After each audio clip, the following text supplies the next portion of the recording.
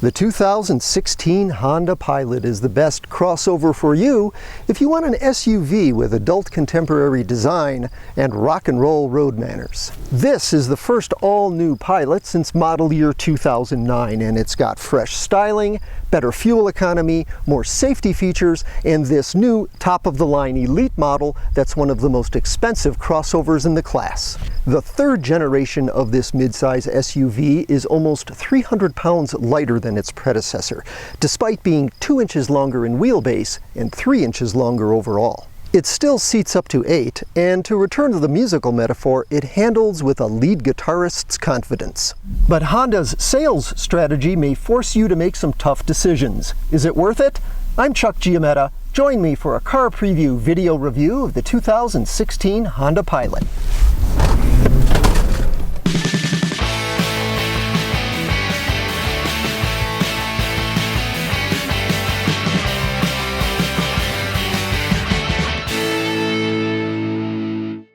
Goodbye boxiness, hello less rugged but more aerodynamic lines that echo the company's wildly popular CR-V compact crossover. With its interior visually softened as well, the 16 Pilot joins a generic herd of three-row rivals such as the Toyota Highlander, Nissan Pathfinder, and Hyundai Santa Fe. That leaves the Ford Explorer and maybe the Dodge Durango as car-based crossovers that still imitate the styling of truck-type SUVs. So it's had its rough edges rounded off. It's more advanced in lots of important ways. The lineup climbs again from LX and EX models through the leather-equipped EXL and luxury touring trims, with Elite supplanting the Touring as flagship. Every one comes with push-button ignition, Apple's Siri Eyes-free voice link to compatible iPhones, and starting with the EX, an 8-inch dashboard screen.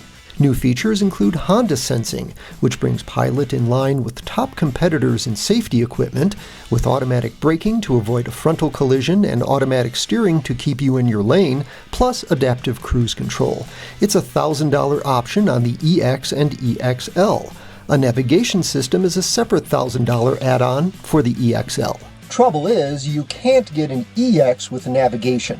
And if you go for an EXL, you can get the assurance of navigation, or the safety of Honda Sensing, but not both. And oddly, a rear DVD system is yet a third EXL option that's unavailable with either navigation or Honda Sensing. To combine those features, Honda forces you into the Touring. And if you want everything, including the first and only Pilot, with second-row bucket seats in place of a 3-passenger bench, there's the Elite. Those buckets are heated and divided by a low console. Dual moonroofs and LED headlights are also Elite exclusives, as is yet another safety feature we'd like to see available throughout the line: blind spot monitoring with rear cross-traffic detection. Happily, Honda doesn't discriminate when it comes to passenger room. Every Pilot has exceptional space in the first 2 rows and is among the few in the competitive set with a third row suitable for medium-sized adults. Getting to that third row is easier now thanks to these new seat release buttons. They're standard on EXL, Touring, and Elite. One press springs the second row forward. If you're on a slanted driveway, though, even these buckets may need a little help overcoming the pull of gravity. That cuts into the kid-friendly convenience. Storage space is good, with a roomy center console and lots of places for small items. EXLs and above have a power liftgate, though there's no hands-free activation. Seats fold without fuss to create better-than-average cargo volume, enhanced by a versatile floor bin. This is an airy cabin, and there are more padded surfaces than before, though hard plastic becomes more prevalent as you move through the second and third rows. The dashboard is nicely laid out. Upper trim models get informative digital gauges and enough steering wheel buttons to threaten distraction. Which brings us to this 8-inch screen. It's your main interface with Pilot's impressive array of connectivity and audio features. Similar to the system filtering into other Hondas, it's big and bright, but it's missing something: a volume knob. Instead, you're compelled to interact with a sometimes temperamental virtual slider. There is a steering wheel volume button, and many functions can be controlled via voice commands, but you'll interact with this system primarily by touching the screen, which means attention away from the road and lots of fingerprints. That's pretty much where the compromises end for this new Pilot. You're going to like the way it drives. A number of midsize crossovers now offer turbocharged 4-cylinder engines, but Pilot sticks with a V6. Displacement is unchanged from last year, and it can again automatically run on 3 cylinders to conserve fuel. But it's been re-engineered, gaining 30 horsepower and 9 pound-feet of torque. Better still, Honda finally ditches Pilot's 5-speed automatic transmission for a more modern 6-speed, and on Touring and Elite, a 9-speed.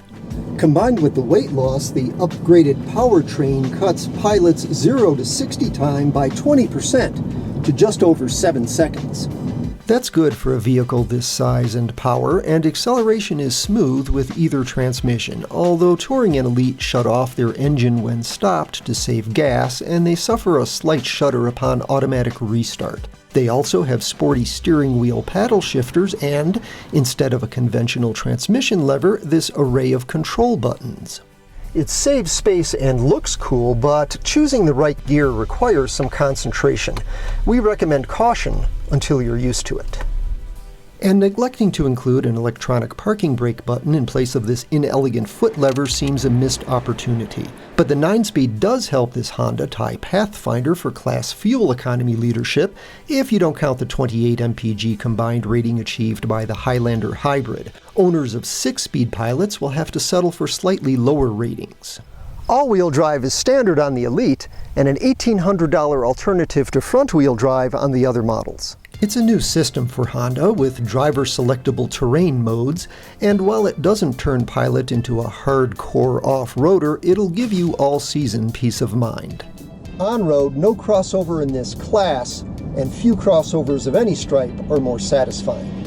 The steering feels natural, and Pilot reacts to inputs like a tall Accord sedan, which is high praise and evidence that it shares its basic chassis design with that midsize sedan, as well as with the MDX from Honda's upscale Acura division.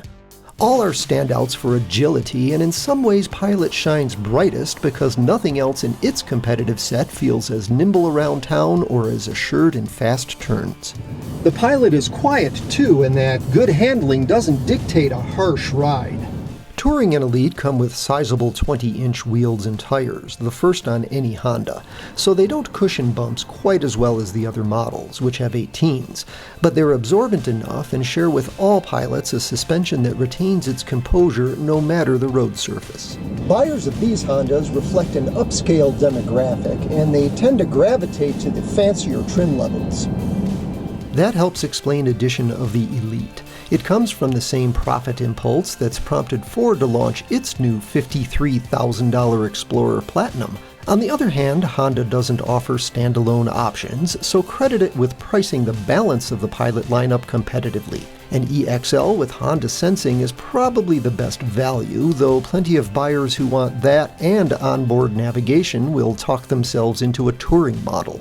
Yes, we'd like to see Honda soften the upsell strategy, and a good old volume knob would be appreciated. But this redesigned Pilot is solid gold for getting the kids to soccer, and thanks to the way it drives, for taking the back roads home from the School of Rock.